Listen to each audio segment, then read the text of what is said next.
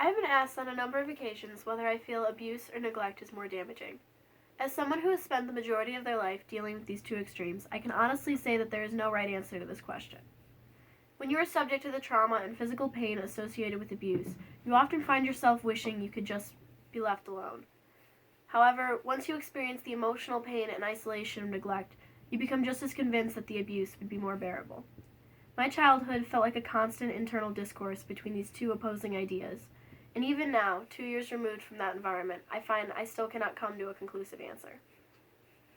Although I left home almost 2 years ago and have not heard from my mother in nearly as long, I still find myself dealing with the aftermath of the things I had to deal with when I was young. Despite the numerous hurdles I've come up against since leaving home, I haven't allowed myself to use my past as an excuse to give up, but rather as motivation to keep going. I plan on coming to Western Michigan University and studying clinical psychology, and I hope to specialize with children who have dealt with abuse. I've known that this is what I wanted to do for many years, and the last 2 have only served to make me more firm in my resolution. I know what it's like to be in that situation and to feel like you have no one to turn to.